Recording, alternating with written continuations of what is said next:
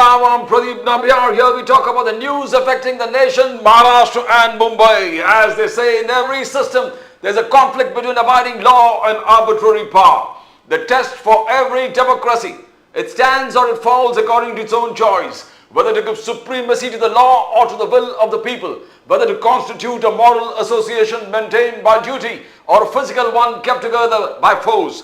We have an esteemed guest in our studio today. We have Pradeep Gowde ji. Pradeep Gowde sahab from the Bharatiya Janata Party. Gowde sahab, welcome to the show. Suresh Chandra Rajan ji from the Indian National Congress. Welcome to the show, Suresh Chandra Rajan ji. Mukesh Gandhi sahab from the Ajit Pawar NCP. Gandhi sahab, welcome to the show. Gawde साहब, we start with you. Gawde साहब, आपसे शुरुआत करते हैं. मोदी साहब कह रहे हैं the budget is totally in line with विकसित भारत. विकसित भारत के पूरे सपनों को लेकर इस बजट इन ट्यून है. All sections of the society, her section को कवर कर दिया है. मगर राहुल गांधी जी का कहना है कि आपने युवा न्याय उनसे चुरा लिया है, बट किसान, मजदूर, गरीब, दलित के लिए कुछ नहीं है. गावड़े साहब, The budget criticism from the Congress. Congress criticize कर रहे हैं, इंडिया अलायंस क्रिटिसाइज कर रहे हैं. आज प्रोटेस्ट कर रहे थे पार्लियामेंट के बाहर. प्रदीप गावड़े साहब, एडवोकेट प्रदीप गावड़े साहब फ्रॉम द बीजेपी. नहीं, अभी अपोजिशन का काम ही है कुछ आलोचना करना बजट की. लेकिन अगर अच्छा होता, अगर अपोजिशन ने बजट को पढ़कर समझकर उसके बाद अगर आलोचना की होती तो ज्यादा अच्छा होता, वो देश के हित में होता. देखिए, हमको दो बातें समझनी पड़ेगी. जो राहुल गांधी बात कर रहे हैं, एक तरफ उन्होंने ये बात कही है कि इस बजट में कुछ भी नहीं है, और दूसरी तरफ वही श्रीमान राहुल गांधी कहते हैं कि ये बजट जो है वो हमारा जो न्याय पत्र था कांग्रेस का, उसकी कॉपी है. तो मेरा सवाल कि न्याय पत्र में कुछ गलत बातें थी क्या? एक तो आप बजट को क्रिटिसाइज कर रहे हैं, उसके बाद ये कह रहे हैं कि जो किया है वो हमारे न्याय पत्र से किया है. तो ये दोगलापन है. जो किया है वो तो हमारे मैनिफेस्टो से किया है, और दूसरी तरफ ये कहना कि नहीं किया है, ये कांग्रेस का जो हिपोक्रेसी है वो एक्सपोज करता है. दूसरी बात, ये बजट बहुत ही हिस्टोरिक है. बहुत कॉम्प्रिहेंसिव और बैलेंस्ड बजट मोदी सरकार ने दिया है. इसमें सबसे ज्यादा कैपिटल एक्सपेंडिचर आप देख सकते हैं, लगभग 11 लाख करोड़ से ज्यादा कैपिटल एक्सपेंडिचर है. जब यूपीए का आखिरी बजट आया था 2013-14 में, तो उस वक्त का जो कैपिटल एक्सपेंडिचर था वो था 1 लाख करोड़ के आसपास कुछ था. तो आज हमारा जो कैपिटल एक्सपेंडिचर है, जो हमारी ग्रोथ को स्टिमुलेट करेगा, जो डेवलपमेंट को स्टिमुलेट करेगा, वो 11 लाख करोड़ से ज्यादा कैपिटल एक्सपेंडिचर हुआ है. टैक्स में हमने जो करदाता है, मिडिल क्लास जो है, लोअर मिडिल क्लास, उसको हमने राहत दी है. उसकी लगभग 17,000 से ज्यादा रुपयों की बजट उसकी अब सेविंग हो जाएगी इस बजट के बाद. स्टैंडर्ड डिडक्शन जो होता था सैलरीड एम्प्लॉय का, वो पहले उसकी लिमिट 50,000 थी, अब वो 75,000 की गई है. तो उससे भी मिडिल क्लास को फायदा होने वाला है. युवाओं की बात राहुल गांधी कर रहे हैं. युवाओं को अप्रेंटिसशिप देने का, उनकी जो फर्स्ट एम्प्लॉयमेंट है उसमें 15,000 रुपए देने की बात इस बजट में की गई है, वो दी जाने वाली है. उसके बाद आप देख सकते हैं कि स्किल, लगभग 20 लाख युवाओं को अगले 5 सालों में उनका स्किल डेवलपमेंट करने की बात इस बजट में की गई है. 1000 इंडस्ट्रियल ट्रेनिंग पार्क हम करने वाले हैं, जो स्किल डेवलपमेंट को आगे लेके जाएगा. क्रेडिट गारंटी, जो एमएसएमई जो हमारे 2 टियर 3 टियर सिटीज है, उसमें जो रोजगार उपलब्ध करती है वो एमएसएमईज होती है. तो एमएसएमईज को सशक्त करने के लिए उसके लिए क्रेडिट गारंटी स्कीम की बात की है. मुद्रा लोन जो है उसकी लिमिट अब बढ़ाई गई है 10 लाख से लेकर अभी वो 20 लाख तक का मुद्रा लोन मिलने वाला है. जो पीएम आवास के अंदर घर है वो अब 3 करोड़ और घर बनाने जाने वाले हैं. तो ओवरऑल हर क्षेत्र को इस बजट में कुछ ना कुछ मिला है, हर विभाग को कुछ ना कुछ मिला है. तो एक बहुत ही कॉम्प्रिहेंसिव बजट है. एक तरफ सामाजिक न्याय को की ओर ध्यान दिया गया है, और वही दूसरी ओर जो कैपिटल एक्सपेंडिचर है उसके ऊपर भी ध्यान दिया गया है. तो ये बहुत ही बैलेंस्ड बजट है. मैं अपेक्षा करता हूं कि कांग्रेस वाले या फिर विपक्ष वाले जो आलोचना कर रहे हैं वो पहले बजट को पढ़े, उसके बाद आलोचना करे, और ये भी देश को बताए कि अगर हमने कुछ उनके न्याय पत्र में से कुछ लिया है तो क्या उन्होंने न्याय पत्र में गलत बातें कही थी, वो भी देश को बताए. Suresh Chandra Rajan ji, Indian National Congress. मोदी जी का कहना, हर वर्ग को हमने कवर किया, गरीब, युवा, अन्नदाता, नारी शक्ति. गावड़े साहब का आप सुना, उन्होंने विस्तार में समझा दिया. बजट ने हर चीज को कवर कर दिया, मिडिल क्लास से लेके नारी शक्ति सशक्तिकरण. तकलीफ क्या है? Where is the problem? Suresh Chandra Rajan ji, Indian National Congress, where is the problem? Pradeep ji, आपका बहुत बहुत धन्यवाद. आज के शो में हमें इनवाइट किया आपने.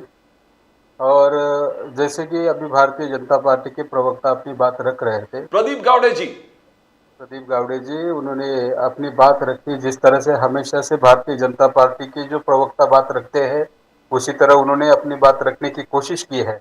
लेकिन जहाँ तक हम बजट को देखते हैं या बजट को स्टडी करने के बाद एक मोटा मोटी जो हिसाब आता है, तो उसमें आपने देखा होगा कि यहाँ पे जो पिछड़ा वर्ग है, दलित वर्ग है, अल्पसंख्यक समाज है, इनके बेटरमेंट के लिए कोई ऐसा ठोस कदम नहीं उठाया है।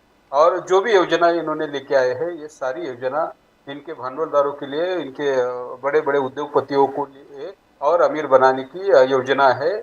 और जो राहुल गांधी जी कहते हैं या कांग्रेस पार्टी का मानना है कि यहाँ पे, भाई साहब मुझे बात करने दीजिए, हाँ बोलिए मैं बोलिए। आपके बीच में बात नहीं किया। नहीं नहीं नहीं, तो इसमें ये चीजें है कि ये जो अर्थसंकल्प रहा है, ये मध्यम वर्गीय हो या गरीब लोगों को ध्यान में रख के किया गया अर्थसंकल्प नहीं है।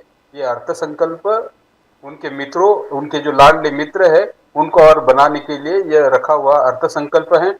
और सबसे बढ़िया, अगर हम लोग महाराष्ट्र में बैठे हैं, महाराष्ट्र में बैठकर, मुंबई में बैठकर हम आपके स्टूडियो में से बात कर रहे हैं, तो हम महाराष्ट्र के लिए नरेंद्र मोदी और भारतीय जनता पार्टी की सरकार ने क्या दिया, इसका भी यहाँ पे भारतीय जनता पार्टी हो या अजित पवार गुट के यहाँ पे प्रवक्ता है गांधी साहब, वो यहाँ पे स्पष्टीकरण दे। क्योंकि महाराष्ट्र की जनता आज, जो इस राज्य के मुख्यमंत्री एकनाथ शिंदे जी लगातार कहते हैं कि नरेंद्र मोदी जी महाराष्ट्र को निधि की कोई कमी पड़ने नहीं देते हैं, लेकिन ये बजट देखने के बाद एक तरफ बिहार को आप 59,000 करोड़ का प्रोविजन करते हो, आंध्र प्रदेश को 15,000 करोड़ का प्रोविजन करते हो, एट द सेम टाइम अपने मुंबई के लिए और महाराष्ट्र में क्या दिया, इसका भी आत्मचिंतन होना चाहिए।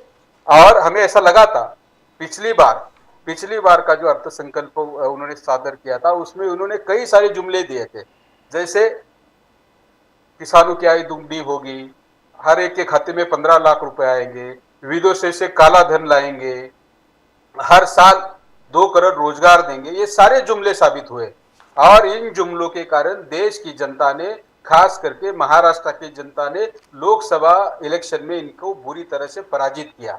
और हमें ऐसा लगा था कि ये लोकसभा के चुनाव के नतीजे आने के बाद भारतीय जनता पार्टी या नरेंद्र मोदी जी कुछ सीख लेंगे, लेकिन मुझे ऐसे लगता है कि उन्होंने इससे कुछ सीख नहीं लिए है और उन्होंने वही गलती बार बार करने की कोशिश की है। और आने वाली जो चुनाव है, महाराष्ट्र में हो गए या अलग अलग राज्य में चुनाव हो गए, उसमें जनता इनको फिर एक बार पराजित करने का काम करेगी। सर गावड़े साहब, मैं आपके पास आता हूं, पहले मैं मुकेश गांधी जी को कंप्लीट शुरुआत करने दे।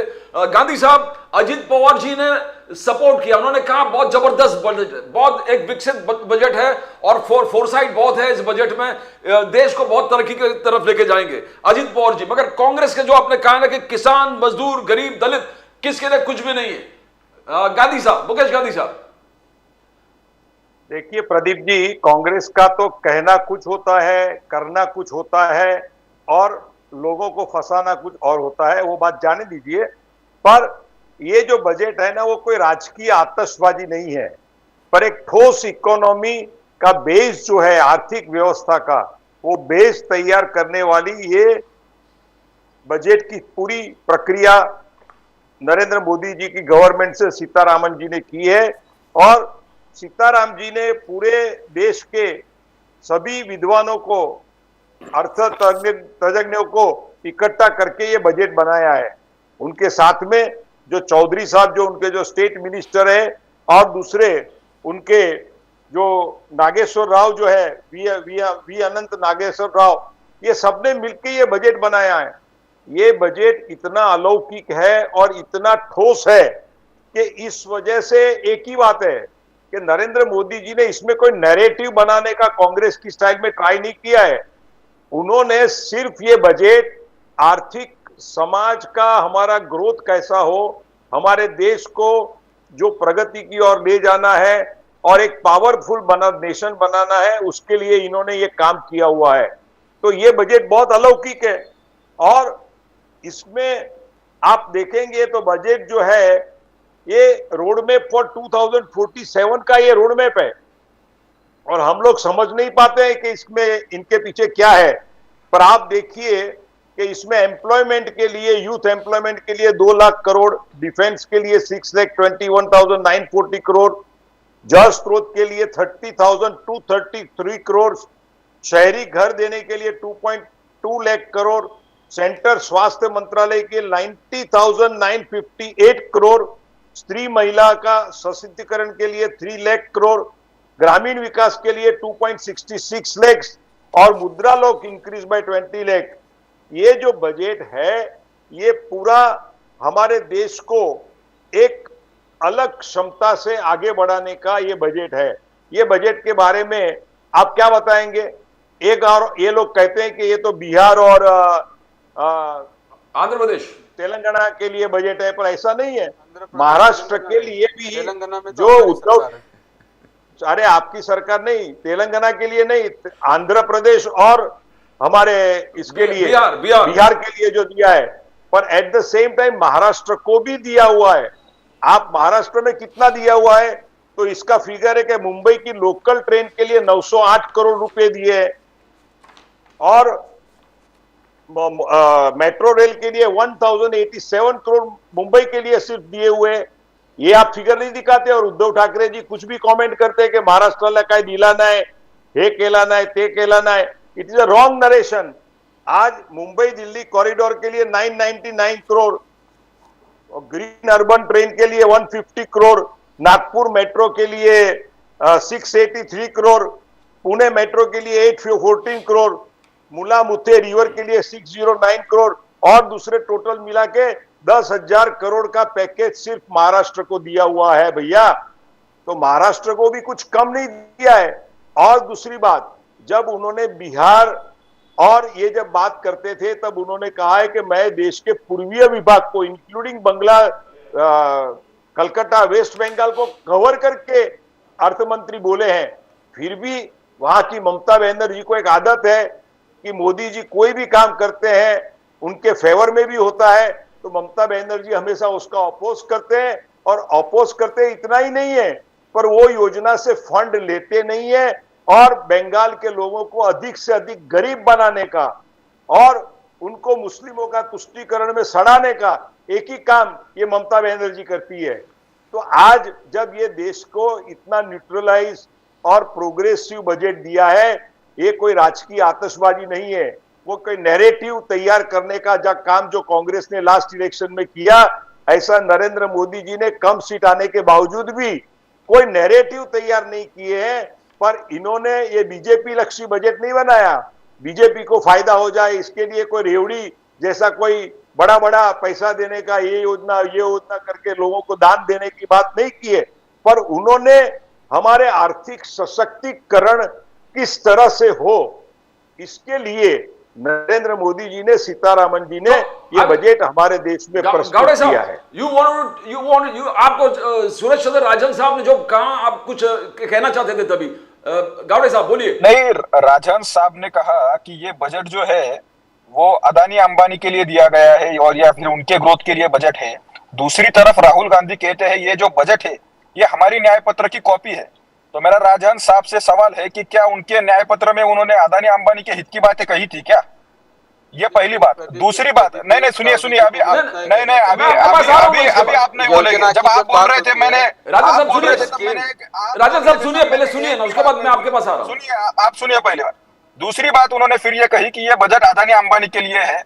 मैं खुला आपके चैनल के ऊपर खुला इनको आह्वान करता हूं कि ये बजट में से एक प्रोविजन निकाल के बताए कि ये अदानी अंबानी के हित के लिए है। मैंने कहा ये बजट पढ़ते नहीं है, ये रट के आए हैं कि ये चार चीजें जाके बोलनी है। तो मैं खुला आह्वान करता हूं आपके चैनल के ऊपर कि वो एक प्रोविजन बताए कि जिससे अदानी अंबानी को फायदा हो रहा है। तीसरी बात, उन्होंने बिहार और आंध्र प्रदेश के बारे में कही। आप जानते होंगे जब तेलंगाना और आंध्र प्रदेश अलग हुए वो कांग्रेस ने किया था। उस वक्त एक बिल आया था, आंध्र प्रदेश रीऑर्गेनाइजेशन बिल। उस बिल के तहत कुछ कमिटमेंट की गई थी कि हम आंध्र प्रदेश को न्यू कैपिटल सेटअप करने के लिए मदद करेंगे। वो मदद हमने की है। तो कांग्रेस ने जो कमिटमेंट किया था वो तो फुलफिल हम कर रहे हैं ना, तो उसमें भी उनको आलोचना है। तो ये इनका दोहरा मापदंड है, ये इनका चरित्र है, ये कुछ रट के आए हैं। मैंने खुला आह्वान दिया है आपके चैनल के ऊपर, वो बताए कौन सी प्रोविजन ऐसी है जिससे अदानी अंबानी को फायदा हो रहा है। राजन साहब हाँ, दूसरी बात भैया, प्रदीप जी, एक मिनट, मैं और एक बात कहना चाहता हूं कि सबसे बड़ी चीज तो इसमें जो सीतारामन जी ने की है, वो जो फिजिकल डेफिसिट जो है वो कंट्रोल करने का काम किया है। देखिए मनमोहन सिंह अपने समय में क्या करते थे कि एक्सपेंडिचर लेवल इतना बढ़ा देते थे और पैसे का नोट प्रिंटिंग इतना जबरदस्त चलता था, यहां से पाकिस्तान से सब जगह से नोटों का फ्लडिंग करते थे और लोगों को लगता था कि पैसे की छूट है, पर उसके कारण ही हमारी इकोनॉमी वीक हो गई, हमारी फाइनेंशियल रिजर्व जो थी वो भी वीक हो गई। पर नरेंद्र मोदी जी के इस बजट के अंदर हमारी फिजिकल जो लेवल है उसको जो मेंटेन किया है, फिजिकल राजकोषीय घाटा जो हम कहते हैं ना, वो कंट्रोल में है। मैं इसके गांधी कारण साहब आपके पास आता हूं, पहले राजन सिंह को जवाब देने को मैं आपके पास आता हूं।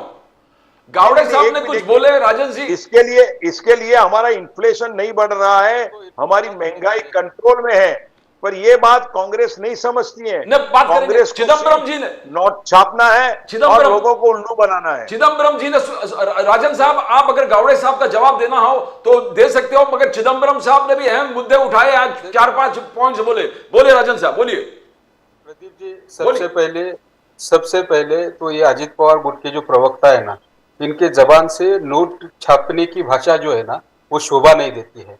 ये एक ऐसे नेता नहीं देती है, नहीं, सच बात है। गांधी जी, मुझे माजी गांधी जी, प्रदीप जी, इनको खामोश कर दीजिए। गांधी साहब उनको बोलने दो, इनको खामोश कर दीजिए। इसके बाद आप मैंने बात नहीं की इनके साथ।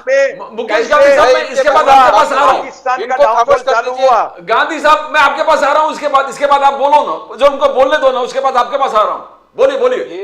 ये एक ऐसा आदमी जो नोट छापने की बात करता है, जिसका नेता 70,000 करोड़ के सिंचन घोटाले का आरोपी है, और ये मैं नहीं कह रहा हूं।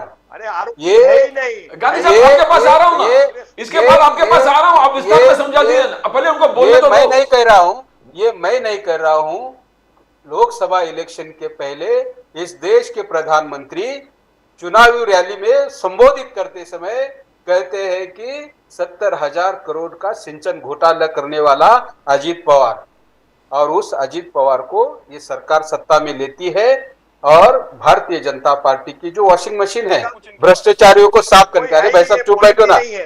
अरे भाई साहब, नोट छापने की बात किसने की? नोट छापने की बात किसने की? मैं आपके पास आ रहा हूँ, 2 मिनट उनको बोलने दो, उसके बाद जवाब दो ना। आप पहले सुन तो लो।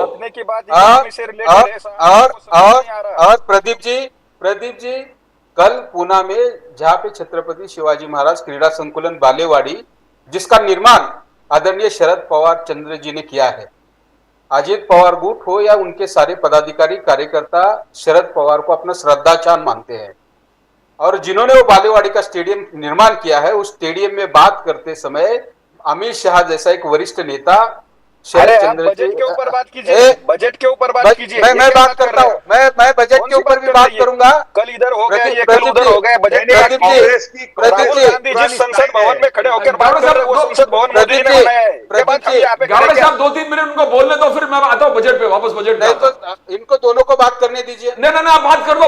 गावड़े साहब मैं आपके पास आ रहा हूँ ना, बजट का बात करेंगे। बोले।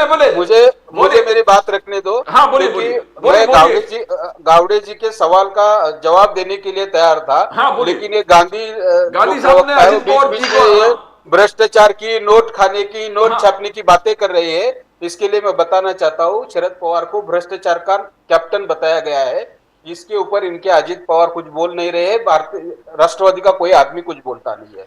और रही बात राहुल गांधी जी ने जो इस बजट में अलग अलग जो योजना लाए हैं, उस योजना जो हमारी न्याय पत्र में थी, या तेलंगाना में, कर्नाटक में, या राजस्थान में हम लोगों ने जो इम्प्लीमेंट किया, उस योजना के नाम बदलकर भारतीय जनता पार्टियों ने योजना लाई है, उसकी अमल बजावनी नहीं हुई है। भाई साहब, आप जो दावा कर रहे हो, महाराष्ट्र में टेंटेटिवली 10,000 करोड़ का प्रोविजन किया, ये प्रवक्ता गिना रहे हैं। ये प्रोविजन ऐसे अपने इससे पहले भी कई बार प्रोविजन किए हैं, उसकी अमल बजावनी कभी हुई नहीं है। अगर ऐसे देखा जाए, मुंबई और महाराष्ट्र से मुंबई, एक बार इनको गावड़े जी का जवाब तो दे रहा हूं मैं आपके पास। मुझे ऐसा लगता है प्रदीप जी, बोलिए, मैं चुप हो जाता हूं। बोलिए गांधी जी, जरा सुनिए ना उनका। बोलिए राजन साहब, बोलिए। ओके, हाँ बोलिए राजन जी, बोलिए। गांधी जी, देखो मैंने आपकी पूरी बात सुनी, गावड़े जी की भी मैंने पूरी बात सुनी। अगर आप चाहते हो कि ये इसमें डिस्कशन हो, एक दूसरे के मुद्दे रखे जाए, तो प्रदीप जी, मुझे ऐसा लगता है कि गावड़े जी ने जो मुद्दा रखा, हाँ। कि राहुल गांधी जी ने जो कहा कि न्याय पत्र में हमारी जो योजना थी, उस योजना के इन्होंने नाम बदल के वही योजना लाई है। और आपने देखा होगा कि तेलंगाना हो, कर्नाटक हो, राजस्थान में हम लोगों ने ये योजना बनाई, वहां पे इम्प्लीमेंट किया। इसलिए हम कहते हैं, हमारा मानना है, हमारा कहना है कि इन्होंने जो दलित है युवाओं के लिए जो योजना लाई, वो कांग्रेस पार्टी ने जो योजना लाई थी उसके नाम बदल कर लाए हैं। और भारतीय जनता पार्टी इस तरह की घोषणा बहुत करती है, उसकी अमल बजावनी नहीं करती है। और हम लोग बार बार यही कहते हैं कि जिस महाराष्ट्र और मुंबई से केंद्र सरकार को सबसे ज्यादा टैक्स के रूप में पैसा जाता है, जब महाराष्ट्र को पेबैक करने की समय आता है, महाराष्ट्र के हित के लिए कुछ करने की बात आती है, उस वक्त भारतीय जनता पार्टी की केंद्र की सरकार कभी भी उसके ऊपर काम नहीं करती है। और ये खुला खुला है, सारे विशेषज्ञ है, जितने भी एक्सपर्ट है, इन्होंने एक लाइन में इसको ये किया है, ये सरकार बचाने के लिए किया गया बजट है, यही मैं कहूंगा ना। अभी गावड़े साहब, before I come to Gandhi साहब आप जवाब दे सकते हो जो उन्होंने कहा ही, आप तभी हाँ जी, कर रहे थे। हाँ जी, अभी आज ये देखिए पॉइंट नंबर 1 हाँ, कि ये सरकार बचाने के लिए नरेंद्र मोदी जी ने इसमें कोई प्रयत्न नहीं किया है। बिहार जो इतना बिछड़ा हुआ है और कितने सालों से कांग्रेस ने और लालू प्रसाद यादव जैसे सब लोगों ने बिहार को, जो पूर से आता था, पानी में बह जाता था, लाखों लोग मर जाते थे, खेती बाड़ी सब खत्म हो जाती थी, उनको उनके लिए एक योजना का पैसा दिया है। This is the infrastructural money given to this sanction by the central government. और दूसरी बात, जो आंध्र को भी पैसा दिया है वो पूरा सेंटर बजट में से पैसा नहीं आता है, उनको मल्टी लेवल इकोनॉमिक्स से जो पैसा, सिस्टम से जो पैसे आते हैं ना, वो पैसा भी उसमें कोऑर्डिनेट करने को आएगा। इसलिए सेंट्रल बजट ने अपने फाइनेंस को पूरी तरह से प्लानिंग करके एक एक रुपया बरोबर योजनाबद्ध दिया है। और दूसरी बात रही महाराष्ट्र की, महाराष्ट्र में इतनी बड़ी बड़ी योजना आई, आज कोस्टल रोड देखो आप, मुंबई दिल्ली कॉरिडोर देखो, समृद्धि मार्ग देखो, हमारा अभी ये नया अटल ब्रिज देखो, इतने सारे डेवलपमेंट के लिए जो लास्ट 2-2.5 साल में जो पैसा आया और शिंदे साहब की गवर्नमेंट ने जो करके दिखाया है, उसके लिए हर महाराष्ट्रियन को गौरव करना चाहिए। कांग्रेस ने इतने सालों तक न तो कोई अच्छे रोड बनवाए, न तो कोई इंफ्रास्ट्रक्चर में काम किया, सिर्फ बातें की। और अपनी बात को आगे बढ़ाने के लिए अगर कुछ नहीं किया, आज आंध्र के अंदर रबड़ी कल्चर के बाबत उन्होंने सब पैसा डिक्लेयर कर दिया।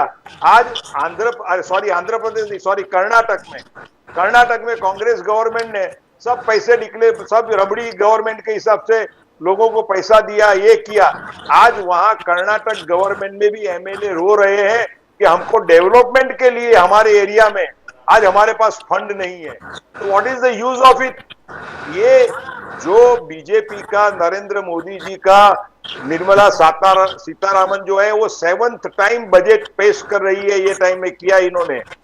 तो इतनी मैच्योर्ड, इतनी एनालिसिस करने वाली, इतनी स्टडीड, और पूरे इंडिया के और फॉरेन के भी इकोनॉमिस्ट की राय लेकर के जो हमारे हित में बजट बनाती है और हमारे देश को एक प्रगति के पथ पे आगे ले जाती है।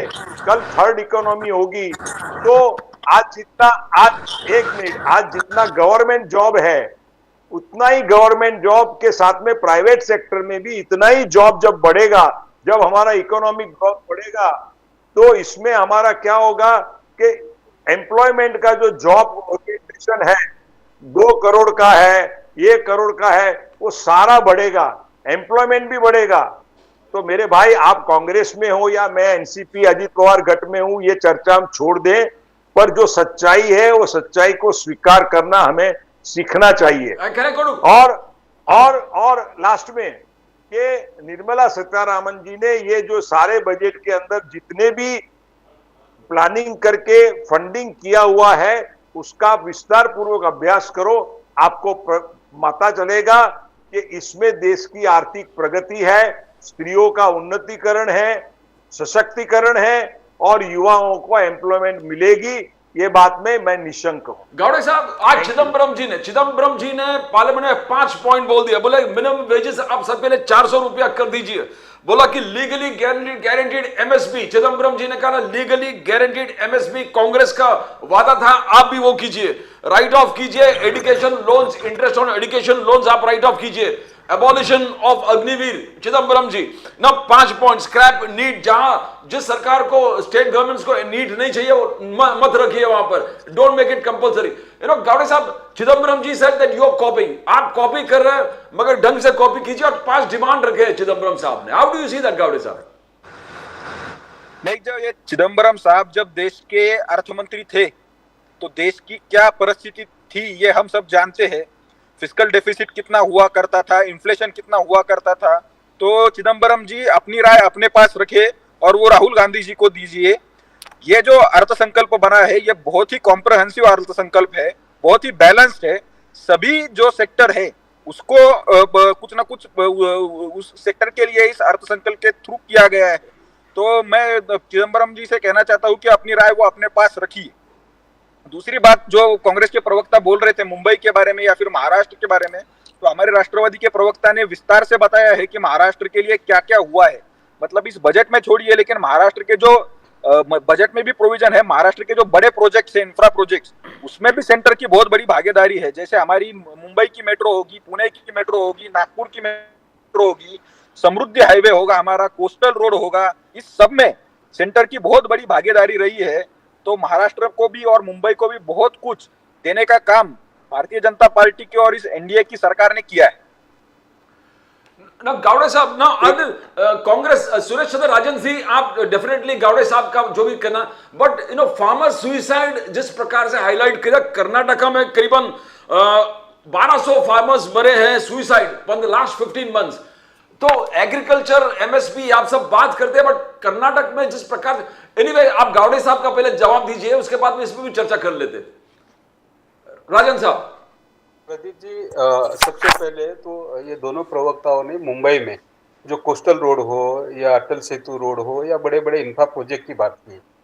ये सारे प्रोजेक्ट जो है ना, अदानी अंबानी को या इनके जो उद्योगपति मित्र है उनको ध्यान में लेके लाए हुए प्रोजेक्ट है। आपने ये कोस्टल रोड की बात करते हैं, अरे हंसो मत भाई, हंसो मत, मेरे को बात करने दो। ये कोस्टल रोड की बात करते हैं, कोस्टल रोड की बात, आपके पास आता हूं। कोस्टल रोड की बात करते हो, कोस्टल रोड पिछले 2 महीने में 3 बार बंद करना पड़ा है। उसमें पानी है, लीकेज है, और अटल सेतु रोड पर आपने देखा होगा बड़े बड़े क्रैक आए हैं। और ये बात करते हैं कि अटल सेतु का निर्माण हुआ, लेकिन ये लोग ये नहीं जानते हैं कि ये अपने घाई में अपने मित्रों को जल्द से जल्द मुनाफा पहुंचाने के लिए लोगों की जान के साथ खेल रहे हैं। और दूसरी बात ये है, ये सारी जो प्रोजेक्ट है ना, ये अपने धारावी का भी रीडेवलपमेंट का प्रोजेक्ट आप देख रहे हो। एक धारावी जैसे एरिया का रीडेवलपमेंट के लिए मुंबई के कई सारे गवर्नमेंट के लैंड अदानी को अलॉट करने की कोशिश चल रही है। और इन्होंने, भाई साहब ने सही कहा कि महाराष्ट्र के, मुंबई के खास करके जो बड़े बड़े इंफ्रा प्रोजेक्ट्स है, उस इंफ्रा प्रोजेक्ट में केंद्र की भागीदारी है। मैं इस बात से सहमत हूँ कि इसमें केंद्र की बहुत बड़ी भागीदारी है, क्योंकि वो अदानी अंबानी के माध्यम से बहुत बड़ा मुनाफा कमाने थे। और वो आपको भी अदानी अंबानी, हाँ, नहीं, मैं बोल रहा हूँ। राजन जी बोलिए, मैं आपके पास आ रहा हूँ। इसके साथ ना महाराष्ट्र की जितनी भी अभी योजना चल रही है ना, ये सारे उसके जो कॉन्ट्रैक्ट है, उनके जो ठेके हैं, ये सारे इनके मित्रों को मिले हुए हैं। और रही बात, ये गावड़े जी बोल रहे हैं कि मेरे सवाल का जवाब दे दो, और मैं इनको बताना चाहता हूँ कि इनके सवाल का जवाब देने के लिए मैं यहाँ पे बांधिल नहीं हूँ, लायबल नहीं हूँ। अगर इनको सचमुच इनके दिमाग में कुछ सवाल है, महाराष्ट्र का जो द्रोह हो रहा है, महाराष्ट्र जो द्वेष हो रहा है, महाराष्ट्र के बड़े बड़े उद्योग दूसरे राज्यों में लेके जा रहे हैं, इसके रिलेटेड अगर इनके पास कोई सवाल है इनके दिमाग में, तो उनके नेता जो है ना, वो उनके नेता इस देश के प्रधानमंत्री को सवाल पूछने की हिम्मत दिखाए। अजित पवार हो, देवेंद्र फडणवीस हो, एकनाथ शिंदे जी हो, क्योंकि आज महाराष्ट्र में कई सारे ऐसे स्कूल्स हैं जो सेंट्रल गवर्नमेंट और स्टेट गवर्नमेंट के माध्यम से चलती है। उन स्कूल के लिए इन्होंने कोई प्रोविजन नहीं किया। इन्होंने कोई हेलो। हाँ बोलिए बोलिए बोलिए राजन साहब बोलिए। तो ऐसे कई सारी चीजें हैं जिनको लेकर ये लोग एक नैरेटिव सेट करने की कोशिश कर रहे हैं, और इनको मालूम है महाराष्ट्र की जनता के लिए कुछ भी मिला नहीं है, कुछ भी दिया नहीं है। महाराष्ट्र की सारी जनता इनसे नाराज है, और ये उस जनता को, मोदी को तो पूछने की हिम्मत नहीं है इनमें, तो उस जनता को कुछ दिखाने की कोशिश कर रहे हैं कि नरेंद्र मोदी जी ने इतने हजार, 10,000 करोड़ के, लेकिन ये सारी हवा में बातें होती है, हवा में बातें, एक्चुअल में कुछ नहीं है। हवा।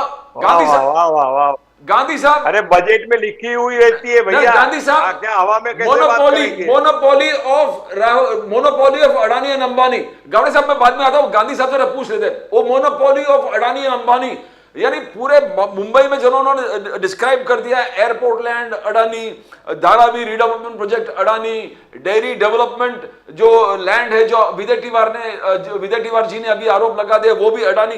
तो क्या क्या ये मोनोपोली हो रहा है? Are you creating a monopoly? ऐसा है, देखिए प्रदीप जी, ये अदानी अंबानी कोई मोनोपोली नहीं कर सकता है।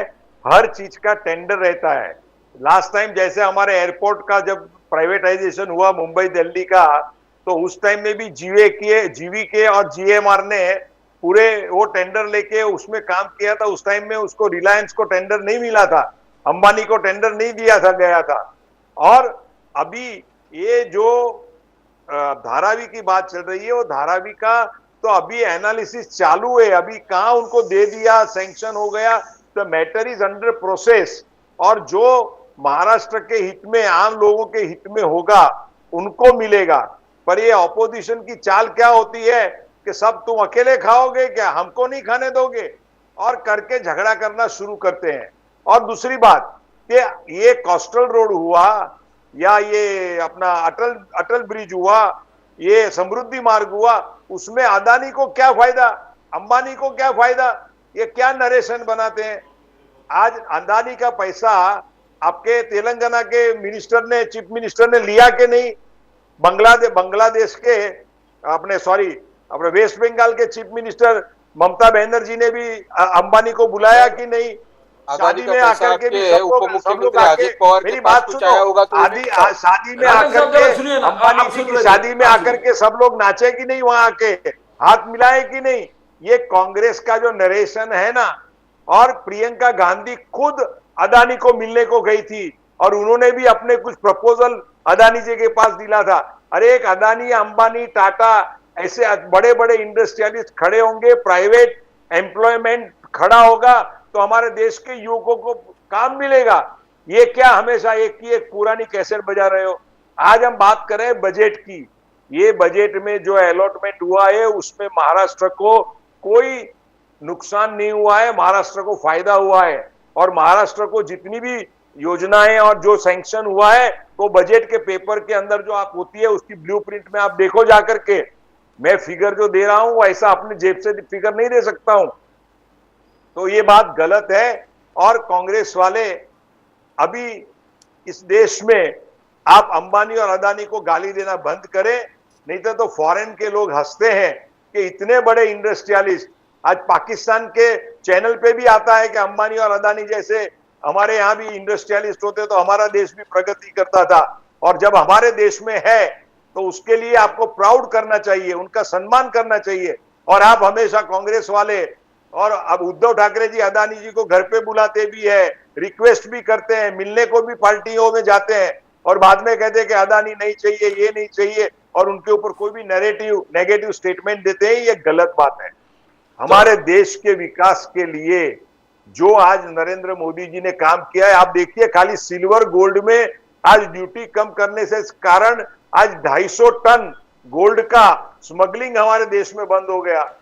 और इलेक्ट्रिक मटेरियल के, इलेक्ट्रिक मोटर्स के लिए जो मिनरल्स चाहिए उसके ऊपर भी ड्यूटी कम हो गई। उसके कारण हमारी इलेक्ट्रिक मोटर भी सस्ती हो जाएगी। आज प्रणति शिंदे ने, को फायदा नहीं होगा, महाराष्ट्र के लोगों को फायदा नहीं होगा। शिंदे ने, गावड़े साहब, प्रणति शिंदे ने पार्लियामेंट में आवाज उठाया कि आपने गोल्ड, जो गांधी साहब ने कहा गोल्ड और सिल्वर और डायमंड्स पे 3% कर दिया, मगर मेडिकली इंपॉर्टेंट चीजों में आज भी 18% जीएसटी है। तो अभी मैचिंग क्या ये प्रणिति शिंदे ने हाईलाइट करने की कोशिश किया कि ये सरकार अमीरों के साथ है, गरीब लोग रिलेटेड कुछ नहीं कर रहा है। नहीं, एक मिनट, मैं इसका जवाब देना चाहता हूँ। एक मिनट, हाँ बोलिए, एक मिनट, हाँ बोलिए, सॉरी, बोलिए। मैं इसका जवाब ये देना चाहता हूं कि उन्होंने कैंसर और बेसिक जो बड़े रोग जो है कि जो कॉस्टली हो गए उनके ऊपर ड्यूटी कम की है, बाकी के ऊपर ड्यूटी ज्यादा वैसी रखी है। उसका कारण कि हमारे इंडिया का फार्मा मैन्युफैक्चरिंग इतना जबरदस्त हो गया है। आप हैदराबाद देखो, उत्तर प्रदेश का देखो, महाराष्ट्र का देखो, गुजरात का देखो, आज हमारा फार्मा बिजनेस इतना प्रॉस्पर हो गया है कि उनको सस्टेन करने के लिए सर्टन इंपॉर्टेंट जो इंपोर्ट मेडिसिन होती है उनके ऊपर जो रखा है ना ड्यूटी, वो बरोबर सही है। आप पूरा लिस्ट देखना। my family members are in the pharma business, so I know the situation well. Please. Gawde साहब, you want to answer प्रणिति Shinde the way प्रणिति Shinde ने पार्लियामेंट में आवाज उठाया कि ये सरकार अमीरों के साथ है, और फिर आगे जाके मैं पूछना चाहूंगा जो एकनाथ शिंदे जी ने जो 10,000 लाड़का भाऊ स्कीम लाए हैं, क्या ये पीएम किसान योजना की तरफ मर्ज होगा? बिकॉज पीएम किसान में 6,000 मोदी साहब दे रहे हैं, 6,000 महायुति दे रहे हैं, 12,000, तो ये जाके क्या ये जितने पॉलिसीज एकनाथ शिंदे जी ने अनाउंस किए वो फ्यूज होगा? How do you future of that? उसका फ्यूचर आप कैसे देखते हो ये पॉलिसीज का? मैं दो बातें, मैं आपके सवाल का जवाब भी देता हूँ। हाँ। पहले जो कांग्रेस के प्रवक्ता है उन्होंने कहा कि ये जो बड़े इंफ्रा प्रोजेक्ट्स है हाँ। वो अदानी अंबानी के लिए किए गए हैं। बिल्कुल। तो मेरा उनसे सीधा सवाल है कि पुणे मेट्रो से या मुंबई मेट्रो से क्या अदानी अंबानी घूमने वाले हैं क्या? नागपुर मेट्रो से वो घूमने वाले हैं क्या? अभी ये घूमने वाले नहीं है, लेकिन उसमें लगभग 900 करोड़ रुपए, 900 करोड़ रुपए मुंबई लोकल्स के लिए दिए गए हैं। उससे क्या अदानी अंबानी घूमने वाले हैं क्या? ये जो इन्वेस्टमेंट किया गया है ये देश के गरीबों के लिए, मुंबई का जो गरीब इंसान रोज काम के लिए ट्रेन से जाता है, मेट्रो से जाता है, उसके लिए ये किया गया है। ये क्या बातें कर रहे हैं यहाँ पे? ये पहली बात। दूसरी बात, हमने जो भी कोई गरीब कल्याण की या फिर वेलफेयर स्कीम को इंप्लीमेंट किया है उसको बंद करने की या उसको समाप्त करने की कोई वजह कोई ये हम पर नहीं आया है। जिस तरीके से पीएम किसान योजना पहले हम 6,000 दिया करते थे, फिर कुछ स्टेट ने उनमें बढ़ोतरी की, हमारे भारतीय जनता पार्टी एनडीए वालों ने, और वो स्कीम चल रही है। उसी तरह से ये जो महाराष्ट्र की सभी स्कीम है, हमारी लाड़की बहन योजना होगी, लाड़की बहू योजना होगी, वो सभी स्कीम बहुत अच्छे तरीके से चलेगी। आज भी उसका जो रजिस्ट्रेशन चल रहा है वो रिकॉर्ड चल रहा है। महाराष्ट्र की गरीब महिलाओं को हम इससे सशक्त करना चाहते हैं। और दूसरी ओर आप एक बात देखिए, कांग्रेस सदन में कुछ और बात करती है, बाहर कुछ और बात करती है। कांग्रेस के नेता ये जो लाड़की बहन योजना है उसके खिलाफ कोर्ट में जाने की बात कर रहे हैं। ये गरीब विरोधी लोग हैं, ये हमको बोल रहे हैं लेकिन ये खुद गरीब विरोधी लोग हैं। इनका दोहरा चरित्र है। ये सदन में कुछ और कहते हैं और ये लाड़की बहन योजना जिससे महाराष्ट्र की हमारी बहनों को, माताओं को 1,500 रुपए महीना मिलेगा, उसके खिलाफ कोर्ट में जाने की बात कर रहे हैं।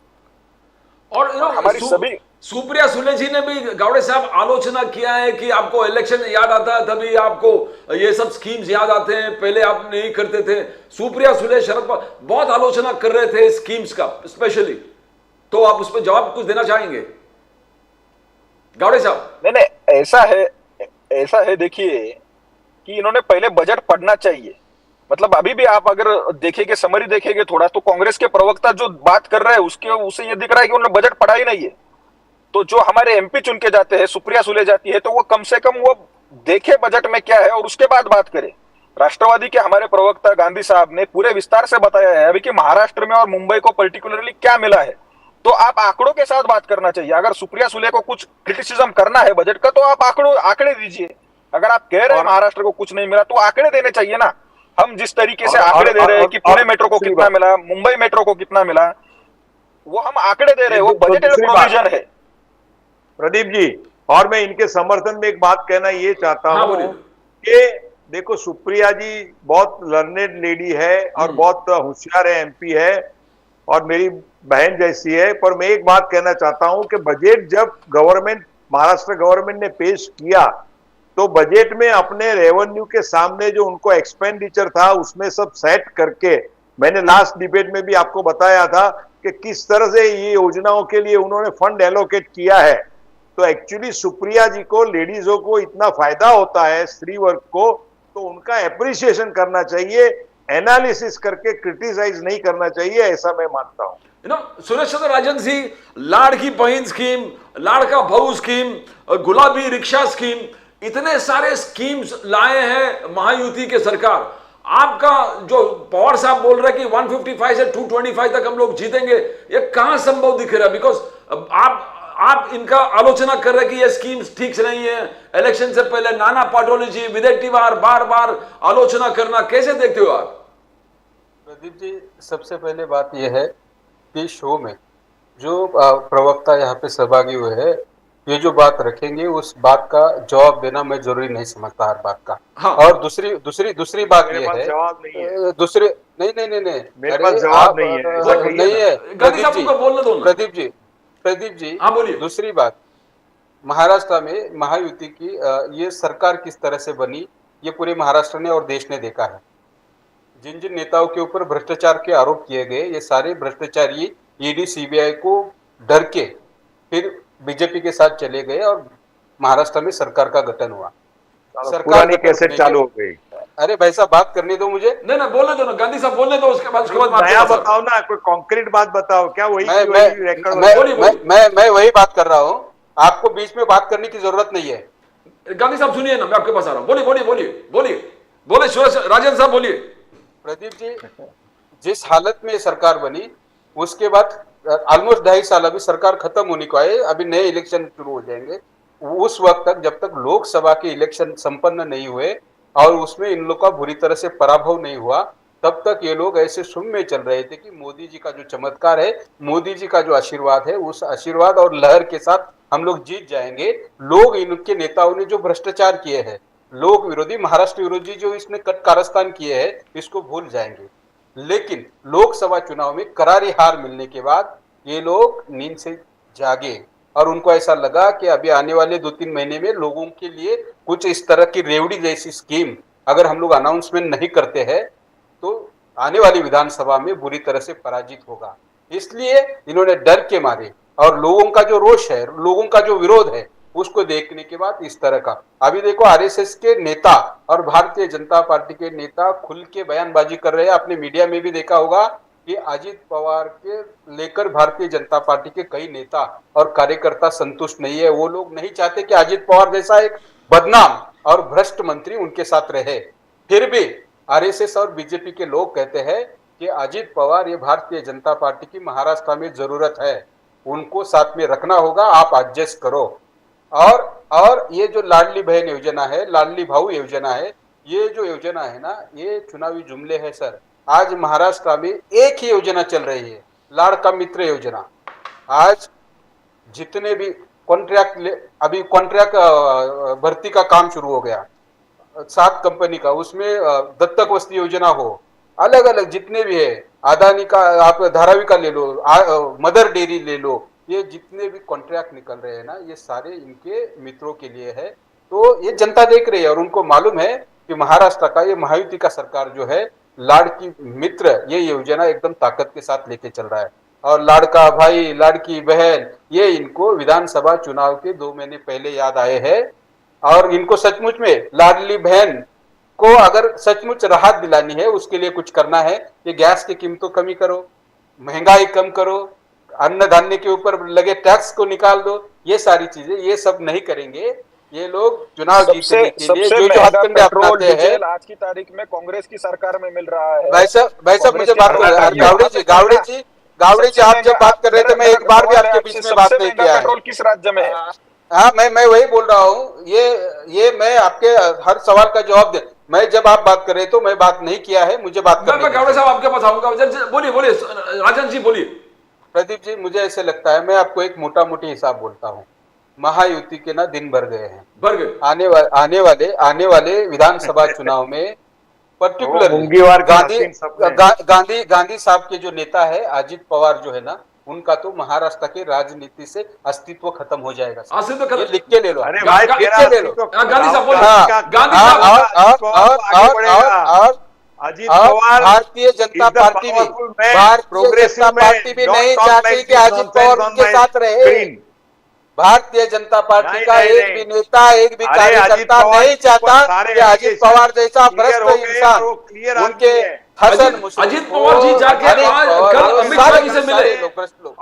अजित पवार जी अमित शाह जी से मिले, अमित शाह जी के साथ उनका चर्चा हुआ दिल्ली में। गांधी साहब, अजित पवार बैल के ऊपर नहीं है, राहुल गांधी और सोनिया गांधी बैल पे है। तो करप्शन किसने किया है पहले वो प्रूव करो ना। वो क्या प्रधानमंत्री बात को करते हो? पूछो 70,000 का घोटाला किसने किया? प्रधानमंत्री को हसन नहीं, मुश्रीफ के प्रधानमंत्री ऊपर का क्यों इसमें था? कोई अनिल रोल नहीं देशमुख होता है। जेल में क्यों चला वो गया? That was the Anil election Deshmukh jail में स्पीच क्यों चला नरेशन गया? था, उसमें उसको और उसको कुछ देना देना नहीं है। हसन मुश्रीफ का क्या आप होगा? बात को किरीट गलत सोमैया मत को करो। पूछो, पहले आपके किरीट राहुल सोमैया गांधी आपको को अच्छी बेल तरह से बताएंगे। उसको बेल फ्री कराओ ना।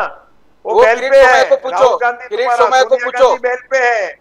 बड़े बड़े स्कैम किरीट किए। सोमैया जो ईडी के प्रवक्ता है पहले उनको उनको पूछो, बेल बताएंगे से निकालो आपको ना भैया। नवाब मलिक का क्या हासिल हुआ। गांधी साहब, कल अजित पवार जी मिले थे अमित शाह जी से और उन्होंने कहा कि 80 से 90 सीट हमको विधानसभा के चाहिए ना। ये क्या महायुति में सब ठीक नहीं है? जैसे कह रहे थे कि आरएसएस आलोचना कर रहे हैं अजित पवार जी का। आज बीजेपी ने शायद क्लैरिफिकेशन इशू किया, आरएसएस से रिक्वेस्ट किया कि अजित पवार जी चाहिए हमको और आप ये आलोचना करना बंद कर दो। तो गांधी साहब, कैसे महायुति किस प्रकार से देख रहे 3 महीने में विधानसभा इलेक्शन है? भारतीय जनता पार्टी को किसी भी हालत में महाराष्ट्र में सत्ता चाहिए। मैं आपके पास और महाराष्ट्र में सत्ता पाने गांधी के साहब को बोलने लिए दो। अजित पवार के बिना उनको इम्पॉसिबल लगता है महाराष्ट्र में सत्ता लाना। गांधी साहब, इसलिए आरएसएस और बीजेपी चाहती है कि अजित पवार भ्रष्ट है, भ्रष्टाचारी है, भ्रष्टाचारी के कप्तान है, फिर भी उनको साथ में लेके रखना है। नहीं, अच्छा चलिए, अभी आपके बोलने से कोई भ्रष्टाचारी नहीं होता, पर राहुल गांधी को और सोनिया गांधी को पहले मोदी जी की राहुल बात को गांधी और मानते हैं। सोनिया मोदी जी ने गांधी जो को कहा, मोदी जी को ये सब समझा दीजिए आप। ना गांधी साहब बोलिए। पहले राहुल गांधी, ये सब स्कीम्स। एक मिनट प्रदीप जी, मेरे को दो बात कहनी बोलो है। बोलो बोलो बोलो। पहली बात तो ये है कि अजित पवार भ्रष्टाचारी नहीं है। जो भी नरेशन प्रीवियस जो हुए हैं वो प्रीवियस नरेशन के ऊपर पूरी आज तक कांग्रेस और महाविकास आघाड़ी बोल रही है, ये गलत बात है। दूसरी बात ये है कि देखिए, अगर वो भ्रष्टाचारी होते तो उनके ऊपर सारे केसेस जो है वो इंडिपेंडेंट बॉडी से होते हैं, और उन्होंने कभी भी ऐसा भ्रष्टाचार करके कोई बड़ा साम्राज्य खड़ा नहीं किया है। जो साम्राज्य आज कांग्रेस के, उद्धव ठाकरे शिवसेना के और पटोले के, इनके साम्राज्य वो आप देखो। और दूसरी बात कि आपके राहुल गांधी और सोनिया गांधी भ्रष्टाचारी है, इसके लिए आज वो बेल पे है। वो बेल से फ्री जब होएंगे ना, तब उनको अजित पवार के ऊपर आक्षेप करने का अधिकार है, तब तक उनको अधिकार नहीं है। दूसरी बात, आरएसएस को अजित पवार के सामने कोई विरोध नहीं है। क्या है पर्टिकुलर, मैंने लास्ट इंटरव्यू में भी कहा था कि कुछ ऐसे पत्रकार और उनके लॉबिंग करने वाले लोग हैं जो कांग्रेस के साथ मिले हुए हैं। ऐसे लोग अजित पवार नहीं चाहिए। ऐसी नरेशन और कार्यकर्ताओं को समझ दी है कि अजित पवार को साथ में लेके चलो, अजित पवार को एडजस्ट करो। फडणवीस को, शिंदे जी को मालूम है कि अजित पवार की क्वालिटी क्या है और उसके अंदर कितना वजूद है। तो मैं, और कांग्रेस घबरा रही है कि अजित पवार अगर निकल जाएंगे तो बड़ा अच्छा विग्रह होगा, पर ऐसा कुछ नहीं होगा मेरे भाई। अजित पवार, फडणवीस और शिंदे, ये तीनों हमारे त्रिदेव है, और ये स्टार, ये आने वाली महायुति गवर्नमेंट से ये महाराष्ट्र का इलेक्शन जीत के आएंगे। आप खाली तालियां बजाते रहना, गावड़े साहब, नहीं मैं कहूंगा। गावड़े साहब, अमित शाह जी ने पुणे में बहुत हार्श वर्ड्स इस्तेमाल किया शरद पवार साहब के बारे में। उन्होंने बहुत करप्ट कहा, बोले कि सरदार है पूरे करप्शन के। तो अब पहले भी शरद पवार जी पे जब आलोचना किया था मोदी साहब ने, जब लोकसभा इलेक्शन था, तभी पवार साहब ने कहा कि महाराष्ट्र इस चीज को एक्सेप्ट नहीं करेगा, जो लैंग्वेज। तो आप, तो ये कैसे देखते हो आप? Will it have repercussions? क्या ये रिपरकशंस होगा? पवार साहब कॉन्फिडेंट है, शरद पवार जी कॉन्फिडेंट है कि 155 से 225 तक पहुंच जाएंगे। गावड़े साहब, कैसे देखते हो आप? बिकॉज अमित शाह जी ऐसे बिना वजह कुछ बोलेंगे नहीं, कैसे देखते हो आप?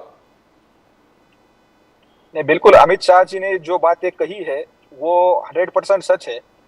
अमित शाह जी ने मराठा आरक्षण के ऊपर भी बात कही है। उन्होंने कहा कि जब जब भारतीय जनता पार्टी की या फिर एनडीए की सरकार महाराष्ट्र में आती है, मराठा समाज को आरक्षण मिलता है, और जब हमारी सरकार जाती है और यूपीए की सरकार आती है तो मराठा समाज का आरक्षण चला जाता है। और ये हिस्ट्री रही है, ये फैक्चुअल पोजीशन रही है महाराष्ट्र में। शरद पवार साहब के बारे में उन्होंने जो बात कही वो बिल्कुल सच है। महाराष्ट्र में सहकार क्षेत्र में काम करने वाले सभी लोगों को पता है कि महाराष्ट्र की एक एक सहकार क्षेत्र की बड़ी बड़ी इंस्टीट्यूट को किस तरीके से शरद पवार जी ने अपना राजनीतिक अड्डा बनाया है और उसको अपना पॉलिटिकल बेनिफिट के लिए यूज किया है, पॉलिटिकल इकोनॉमिक बेनिफिट के लिए यूज किया है, वो महाराष्ट्र की जनता जानती है।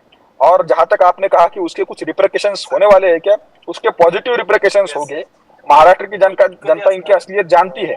देखिए, लोकसभा चुनाव में जो कुछ सीटें इनकी ज्यादा आई उसका कारण जो है कि इन्होंने एक झूठ नैरेटिव महाराष्ट्र में या फिर पूरे देश में फैलाने का काम किया कि कॉन्स्टिट्यूशन बदलने वाले हैं। वस्तुस्थिति यह है, आप जानते हैं, आप सीनियर पत्रकार है, कि कॉन्स्टिट्यूशन के साथ सबसे ज्यादा खिलवाड़ करने का काम अगर किसी ने किया है तो वो कांग्रेस ने किया है। हमारे प्रवक्ता जो कांग्रेस के हैं वो रिजर्वेशन के बारे में या फिर SC/ST के बारे में बात करते हैं। नेहरू जी रिजर्व क्लास वाले लोगों को सेकंड क्लास सिटीजन कहा करते थे। मंडल कमीशन को कांग्रेस ने लगभग 10 साल तक कांग्रेस ने मंडल कमीशन की रिपोर्ट को दबा कर रखा था, उसको इम्प्लीमेंट नहीं किया था। तो ये आरक्षण विरोधी है, लेकिन इन्होंने ये नैरेटिव यहाँ पे झूठा फैलाया, उसकी वजह से उनको कुछ यहाँ पे ज्यादा सीटें मिली है। लेकिन महाराष्ट्र की जनता के सामने इनकी असलियत अभी आ गई है और इसकी वजह से कांग्रेस के लोग अभी बौखला गए हैं और वो यहाँ की जो गरीब कल्याण की जो सभी पॉलिसीज है उसका भी अब अपोजिशन करने लगे हैं। जैसे लाडली बहन योजना का अपोजिशन ये कर रहे हैं। ये हर जगह कांग्रेस के लोग इतने गरीब विरोधी है कि ये हर जगह कैंप लगाकर हमारी बहनों के गलत फॉर्म भर के ले रहे हैं लाडली बहन योजना के, जिससे ये हो कि वो फॉर्म अल्टीमेटली रिजेक्ट हो।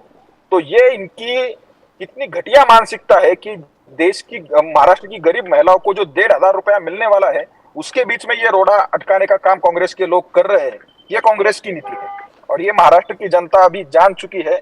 और जैसे कि आप जानते हैं, विधानसभा का इलेक्शन पास में है, जो हमारी योजना है उनका लोगों में जो पॉपुलैरिटी है उससे आपको पता चलेगा कि इलेक्शन में क्या होगा। सुरेश राजन साहब, बहुत सीरियस चार्जेस लगा दिए गावड़े साहब आपने, जो शरद पवार। आप बोलिए जी। मैं आपको बताना चाहता हूं कि कांग्रेस पार्टी ने कभी भी संविधान बदलने का झूठा नैरेटिव सेट नहीं किया। भारतीय जनता पार्टी के कई नेताओं ने चुनाव प्रचार की रैली में लोगों को संबोधित करते समय, इनके जैसे हेगड़े हो कर्नाटक के मंत्री हो, नवनीत राणा हो, इनका ये औरंगाबाद का उनका कैंडिडेट हो, ऐसे कई लोगों ने जनता के सामने खुल के बात की कि हमको इस बार 400 पार होना है क्योंकि हमें संविधान बदलना है। और ये इनके नेताओं ने जो झूठ बातें की, या ये आरएसएस और भारतीय जनता पार्टी की दलित बहुजन अल्पसंख्यक समाज के विरोधी जो इनकी मानसिकता है, जो घटिया मानसिकता है, जो ये लोग इन दलित उपेक्षित बहुजन समाज को इंसानियत का दर्जा नहीं देना चाहते, ऐसे सोच से आने वाले आरएसएस और भारतीय जनता पार्टी के फैक्ट्री में बने हुए नेताजी, जो नेता लगातार संविधान बदलने की बातें कर रहे थे। और आपने संविधान की और संविधान को मानने वाले लोगों की ताकत देखी होगी। जैसे ही लोकसभा चुनाव के नतीजे आए, जब संसद भवन में प्रवेश कर रहे थे, उस वक्त देश के प्रधानमंत्री को संविधान को नतमस्तक होना पड़ा। ये है हमारे भारत के संविधान की ताकत, ये है डॉक्टर बाबा साहब अम्बेडकर की विचारधारा की ताकत, ये है भारतीय लोकतंत्र की ताकत। और ये बात करते हैं कि हम और ये लोग बात करते हैं कि कांग्रेस गरीब विरोधी मानसिकता है। कांग्रेस ने हमेशा जो समाज का उपेक्षित, वंचित और दुर्बल घटक है, ऐसे इन्होंने जो एक्सेप्ट किया उसका न्याय देने का काम किया है। ये बहना योजना, अरे भाई साहब, आपका मुंह बंद करो यार, कर रहे हो नहीं, आपका मुंह बंद करो, क्यों कर रहे हो? उसका जवाब दो ना। गांधी साहब, क्या फायदा है प्रदीप जी? ये इन्होंने अभी इन्होंने जो एक्सेप्ट लगाए हैं, नहीं, मैं उसकी बात कर रहा हूँ। संविधान बदलने का, मैं बोल रहा हूँ संविधान बदलने की अच्छी योजनाओं को। अरे भाई साहब, इसका मुंह करो। इन्होंने जो संविधान बदलने का कांग्रेस ने जो झूठ नैरेटिव सेट किया, ये जो आरोप था, इसका मैं खंडन कर रहा हूँ। ये बात मैं बोल रहा हूँ। इलेक्शन कैंपेन नहीं है भैया, ये चर्चा। अरे भाई साहब, इसको बंद करो। नहीं बोले, 2 मिनट को बंद करो। गांधी साहब जरा सुनिए, 2 मिनट बोलिए राजन साहब, बोलिए मैं उसके बाद आपके पास इनका मुंह बंद करो। मैं ये जब बात करते तो मैं बात नहीं करता हूँ। नहीं, आप मिसकोट कराते हैं और मैं समझ गया कराने का ये प्रोपेगेंडा। देखो, बोलिए राजन साहब, बोलिए। प्रदीप जी, इनके नेताओं ने जो संविधान बदलने के लोगों के सामने ऐलान किया था, जो स्टेटमेंट किए थे, उस बहुत स्टेटमेंट को पुराना भाषण लेकर यार, लोगों बंद को करो। 2 मिनट पहले जब ये भारतीय जनता पार्टी के प्रवक्ता संविधान बदलने का झूठ नैरेटिव फैलाते ये आरोप कर रहे थे, उस वक्त आपने क्यों उनको नहीं बोला कि ये झूठ बात है, आप बात मत करो? प्रदीप जी, मुझे ऐसे लगता है ये लोग संविधान को नहीं मानते हैं, ये लोग इस देश के अरे दलित, वाह, उपेक्षित, वाह, वाह। अल्पसंख्यक समाज को Emergency कभी तुम भी लाए थे, समानता का हम नहीं दर्जा लाए नहीं थे देना भैया। चाहते हैं, इसीलिए ये लोग देखो ये किस तरह से बातें पूरा करते हैं। सेक्युलर शब्द तुमने मुझे- डाल मुझे- दिया, मुझे ऐसे लगता अंबेडकर है, का पूरा शब्द निकाल दिया। हाँ, आपने कितने इसीलिए मुझे ऐसा लगता है ये लोग तो बात नहीं कर रहे हैं। 58 इनको कैसा है, आपने इनके मालिक को खुश करना है। संविधान में। इनके भगवान शरद पवार के ऊपर भ्रष्टाचार के आरोप लगेंगे, उनको बदनाम करेंगे तो भी चलेगा, लेकिन मोदी साहब खुश होने चाहिए। इसके लिए भारतीय जनता पार्टी की दलाली करने का काम कर रहे हैं गांधी जी। यहाँ पे मैं बार बार कहता हूँ, जितने भी शिंदे गुट के प्रवक्ता हो, अजित पवार गुट के प्रवक्ता हो, ये सारे अपने पार्टी की बात रखने के बजाय, अपने नेता की भूमिका रखने के बजाय ये भारतीय जनता पार्टी की दलाली करते हैं, चाटुकरी करने का काम करते हैं। ये कांग्रेस को अजित छोड़ो, पवार के पार्टी बीजेपी की और बात नहीं एनसीपी रखेंगे, में आ ये जाइए। नरेंद्र मोदी जी की बहुत हो चमचेगिरी गया करेंगे। ये क्या चल बहुत रहा हो है? गया। तो will come to the final round, final round will come to 2 minute. Gandhi साहब आप बोलिए कि शरद पवार साहब ने कहा कि पहले 155 कर रहे थे, अब कह रहे कि 225 सीट एमवीए लेकर आए, दे विल गेट 225 सीट। क्या ये संभव है? क्या यह संभव है एमवीए विधानसभा? शरद पवार जी को लोकसभा में अनएक्सपेक्टेड मुस्लिमों के ध्रुवीकरण से उनको जो सीटें मिल गई, इसलिए वो मुस्ताक हो गए हैं, बड़े नेता हैं। पर अभी आने वाले इलेक्शन में उनका जो ये फिगर है ना, वो टोटल फेल हो जाएगा और महायुति की गवर्नमेंट पूरी मेजोरिटी से, थंपिंग मेजोरिटी से वापिस जीत के आएगी, ये मेरा विश्वास है। गावड़े साहब, the final word from you. Gawde साहब, शरद पवार जी ने क्या बोला आपने सुना? 155 सीट्स पहले बोला था, 225 सीट्स अभी है। Is Fadnavis, is the BJP worried, is the Mahayuti worried? क्या आपको फिक्र है कि क्या होने वाला है? लोकसभा में थोड़ा आपके खिलाफ गया, क्या विधानसभा यू रिटेन कर पाएंगे आप, गावड़े साहब?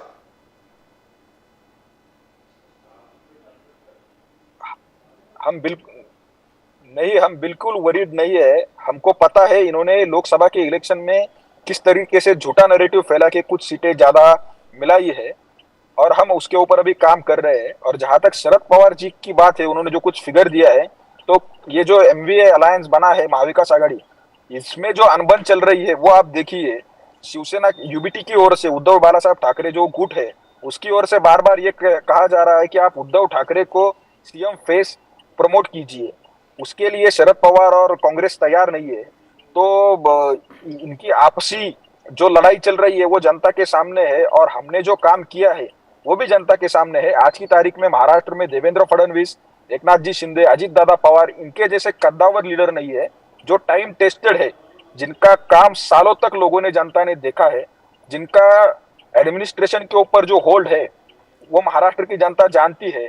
किसी प्रोग्राम को, किसी योजना को अगर इंप्लीमेंट करना होगा तो इनकी जो ताकत है वो महाराष्ट्र की जनता जानती है।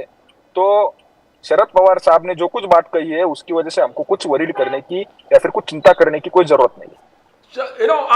द फाइनल वर्ड, राजन साहब, आपने सुना कि Uddhav Thackeray ji, is it going to be acceptable? Uddhav Thackeray ji acceptable होगा क्या? कैसे देखते हो आप? Final word. देखो प्रदीप जी, मैं आपको इतना ही कहूंगा कि आने वाले विधानसभा के जो चुनाव है, उस चुनाव में महाविकास आघाड़ी पूरी ताकत के साथ, पूरे ऑर्गेनाइज तरीके से इस चुनाव को पेश करेगी। और जैसे शरद पवार जी कहते हैं या महाविकास आघाड़ी के नेताओं ने जो अटकलें लगाए हैं, बिल्कुल उसी अटकले की तरह पूरे बहुमत के साथ महाराष्ट्र में महाविकास आघाड़ी की सरकार आएगी। और ये मैं क्यों कह रहा हूं, क्योंकि पिछले 2.5 साल में जिस तरह से शिंदे, देवेंद्र फडणवीस और अजित पवार की महायुति वाले जो भ्रष्ट सरकार है, अनैतिक पद्धति से सरकार सत्ता में आई है, उसके बाद उनका जो कारोबार रहा है, उस सरकार के अंदर जो मतभेद है, उसको देखने के बाद ऐसा लगता है कि लोग नहीं चाहते कि ये सरकार फिर से सत्ता में आए। और जिस तरह से लोकसभा में लोगों ने एकदम भारी बहुमत के साथ इनको परास्त किया, उस तरह से विधानसभा में भी इनको पराजित करेंगे और महाविकास आघाड़ी सरकार पूरे ताकत के साथ सत्ता में आएगी और लोगों के बेटरमेंट के लिए काम करेगी। Thank you gentleman, thank you so much.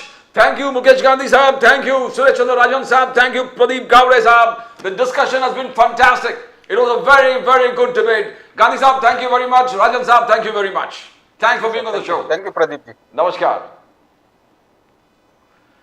As we always say in the preamble to the Constitution, we, the people, hereby resolve to constitute India into a sovereign, socialist, secular, democratic republic and to secure to all its citizens justice, equality, liberty and fraternity.